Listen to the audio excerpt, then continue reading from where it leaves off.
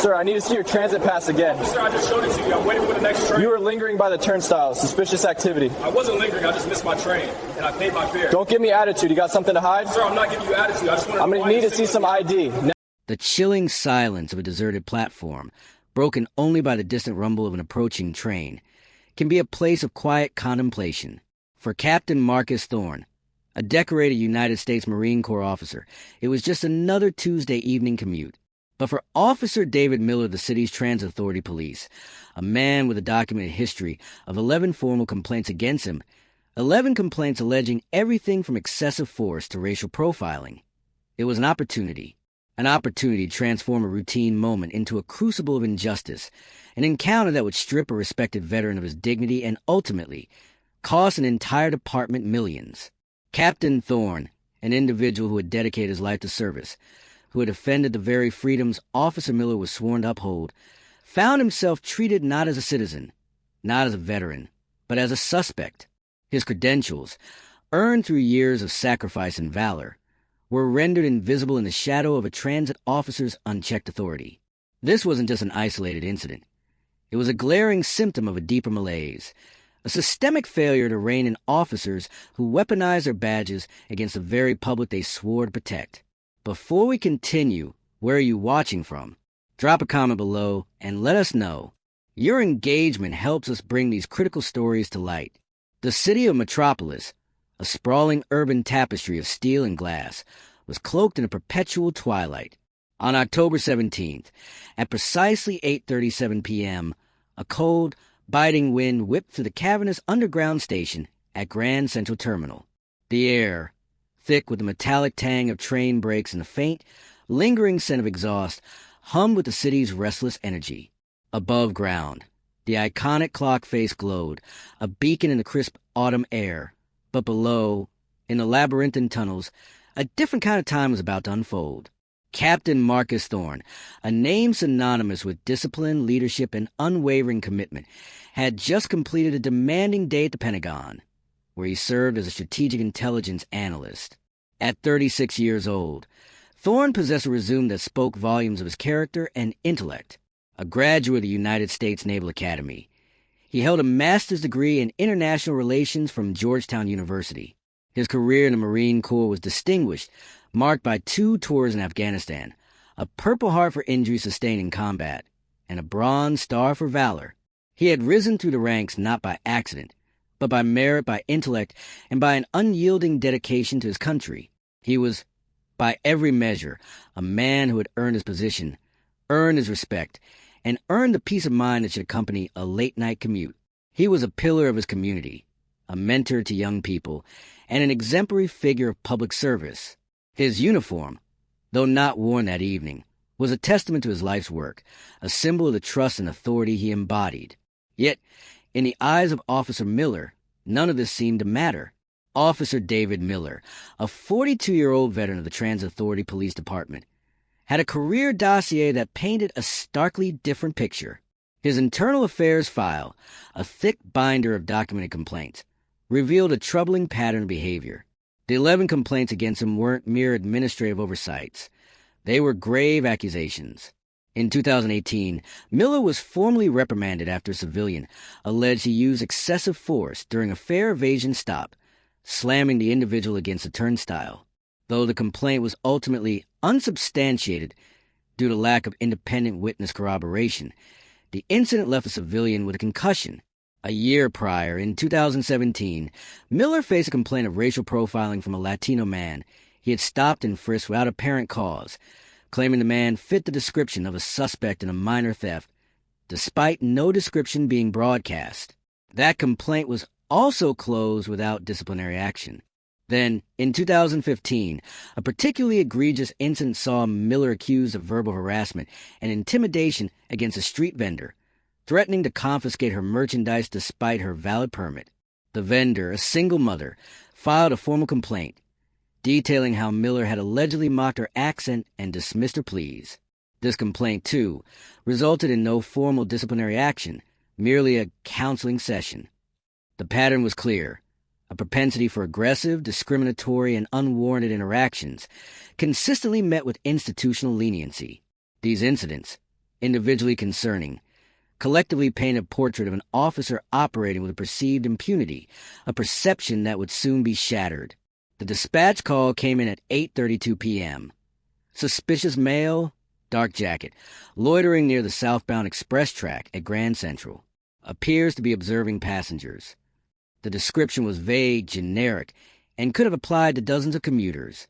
It was, in essence, a blank check for an officer predisposed to suspicion. Captain Thorne, however, was doing nothing of the sort. He was seated on a bench, engrossed in a paperback copy of the Art of War, a faint smile playing on his lips as he occasionally glanced at the digital departure board. His dark, tailored jacket was simply an appropriate garment for the chilly evening. He was not loitering. He was waiting for the 8:45 p.m. express train to Long Island, his usual route home after a long day of serving his nation. His activity was mundane, legitimate, and entirely unremarkable to any objective observer. Officer Miller, however, saw something different. He approached Thorne, his posture rigid, his hand hovering near his sidearm.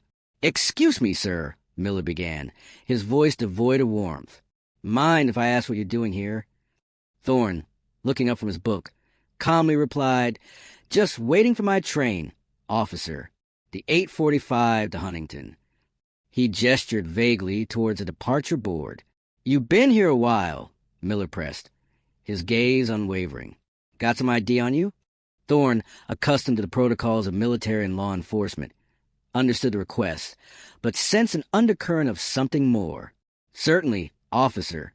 But may I ask why you're requesting it? Have I committed a crime?" Miller's jaw tightened. "Routine check. Station security. Just need to see some ID." Thorne, maintaining his composure, reached into his wallet and produced his official Department of Defense Common Access card, his military ID. It clearly displayed his rank, his name, and his affiliation with the United States Marine Corps. He presented it to Miller. Miller barely glanced at it. He held the card for a moment, then scoffed. "Anyone can fake that these days. I need a state-issued ID, a driver's license." Thorne's brow furrowed. "Officer, this is a federal identification card. It's more secure than any state ID. It verifies my identity and my service." "I said a state ID," Miller repeated, his voice rising, drawing the attention of a few nearby passengers. "Or I can take you in for questioning." This was the critical juncture.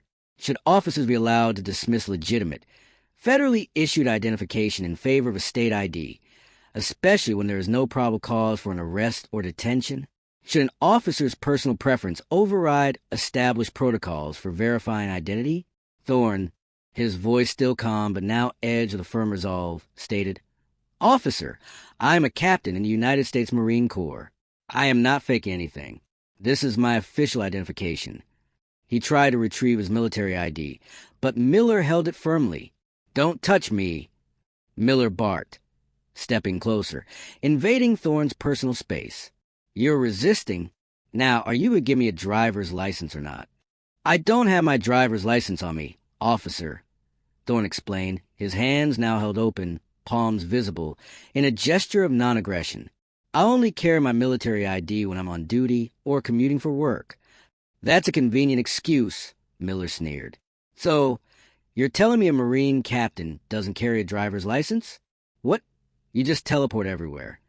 A small crowd of witnesses began to gather, their phones subtly raised, recording. The tension was palpable, a live wire humming in the underground air. "Officer, this is harassment," Thorne stated, his voice now a low, dangerous rumble. "I am a law-abiding citizen. I have presented valid identification. You have no right to detain me." "I have every right," Miller yelled, his face flushed. "You're acting suspicious. You're refusing to cooperate. This is how people end up in handcuffs." He reached for his radio. "I need backup. Suspect refusing to identify, possibly impersonating a federal officer." The false accusation hung heavy in the air, a deliberate escalation designed to justify his own aggression. Just then, a figure in a crisp white shirt and a Transit Authority police supervisor's badge, Sergeant Elena Rodriguez, appeared, drawn by the commotion and Miller's raised voice. She took in the scene, Miller, red-faced and agitated, confronting a calm, impeccably dressed black man whose military ID was still clutched in Miller's hand. Sergeant Rodriguez moved quickly, her voice firm and authoritative. "Officer Miller, what is going on here?"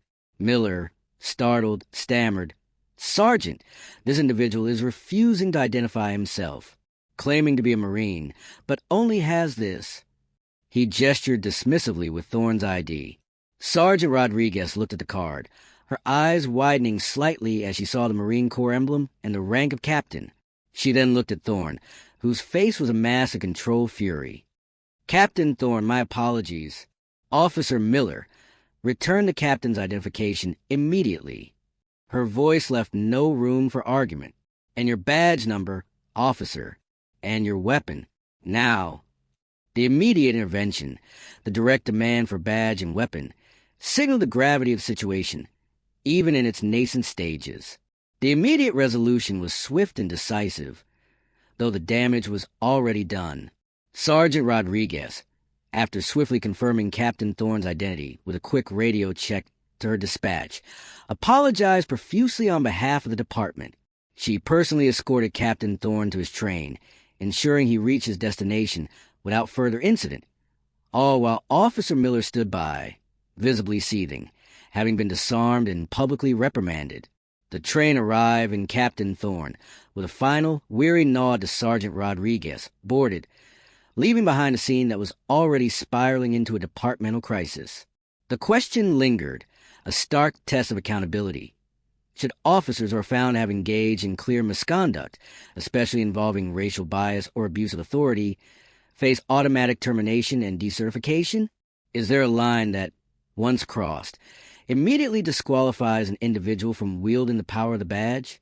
Within hours, the grainy cell phone footage captured by several commuters began to surface. One video, posted to TikTok by a user named @CitizenWatchNYC, showed Officer Miller's aggressive posture and dismissive wave of Thorne's military ID. Another, uploaded to Twitter, captured Miller's shouted accusation of impersonating a federal officer. The hashtag Justice for Captain Thorne exploded. Within 24 hours, the TikTok video had garnered over 5 million views and 500,000 shares. The Twitter thread, detailing Thorne's background and Miller's complaint history, trended nationally. News outlets picked up the story, broadcasting the footage on primetime news. The public outcry was immediate, fierce, and unequivocal. Comment sections across all platforms were flooded with outrage, demanding accountability and justice. The institutional response was swift, but only after the public's fury became undeniable. Captain Thorne, represented by a prominent civil rights law firm, filed a lawsuit against Officer Miller and the Transit Authority Police Department within days. The claims were damning. Civil rights violations under the 4th and 14th Amendments, false arrest, false imprisonment, racial discrimination, and intentional infliction of emotional distress. The lawsuit detailed how Miller's actions were not merely negligent but malicious, driven by a pattern of racial bias evident in his complaint history. It argued that the department's failure to adequately train, supervise, and discipline Miller constituted deliberate indifference to the rights of the public. The pressure mounted. Facing an avalanche of negative publicity, a clear video record, and the undeniable credibility of Captain Thorne, the Transit Authority Police Department entered into mediation.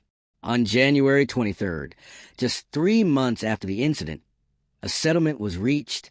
The Transit Authority Police Department agreed to pay Captain Marcus Thorne a staggering $2 million. It was at the time the largest settlement in the department's history for a civil rights claim of its kind, a stark acknowledgement of the egregious nature of Officer Miller's conduct and the department's culpability.